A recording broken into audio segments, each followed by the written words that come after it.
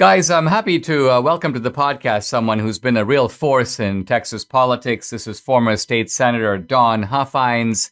He's a candidate for Texas governor. Don, welcome to the podcast. Thanks for joining me. I appreciate it. Let me start by asking you to reflect upon the kind of broader trend in the country as seen both in the Virginia and the New Jersey election. Do you see a pattern here? Is this a great repudiation of Biden, or is it something a little bit more narrow? What do you think? Well, I think it's definitely the cycle for Republicans, and it's going to be the same way in the midterms going forward. And that's just normal. I do feel like it's a little more narrow than maybe some of the media is portraying it.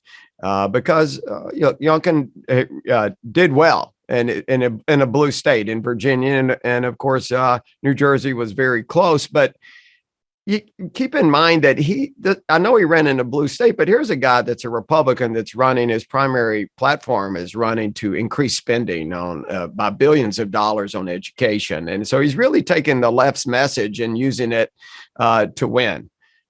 So that gives me a pause for concern for the Republican Party in general and our principles in general, because we stand for less government, less spending, and we, of course, stand for freedom of education. And I know he was running on increasing charter schools and things like that also.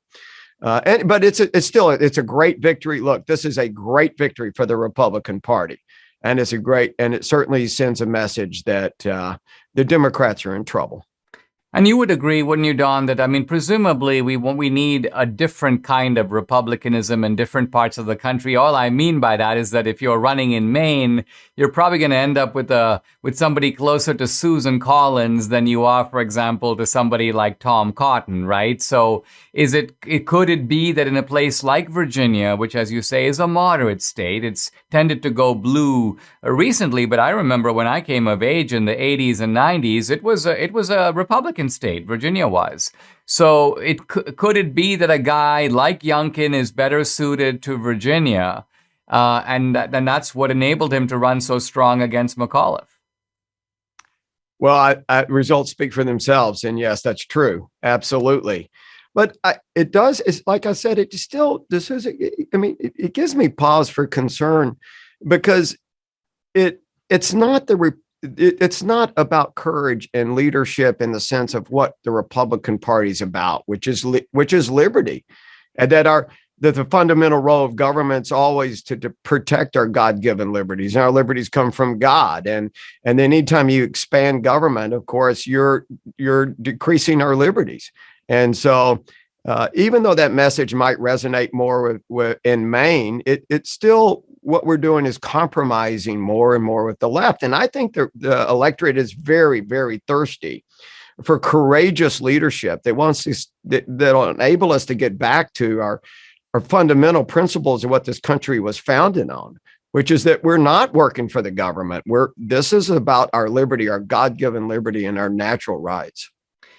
Let me ask you about a race in Texas. I'll turn in the next segment to talk about some specific issues, but it seems a very encouraging result out of San Antonio. This was in a state race where this guy, Lujan, won as a Republican a seat that was an open seat, but apparently had been held for some time by the Democrats. Talk about not just that race specifically, but the larger issue of whether or not we're beginning to see Hispanic Texas become competitive for Republicans. Oh, it's a trend that's really real in Texas. It certainly is. And it's exciting for not just Texas, but for the whole nation. And I've always said this, that if anyone's a regular churchgoer, they need to be in the Republican Party. And the Hispanic community, of course, has a strong belief and a strong affinity for family and for church, and they're really pro-life. And so these are folks that are going to be coming into the Republican Party, and I think they're coming in by droves. And another thing the Hispanic community really gravitates to is leadership. Strong, courageous leadership. And that's why Trump did so well on the border, in the border area of Texas.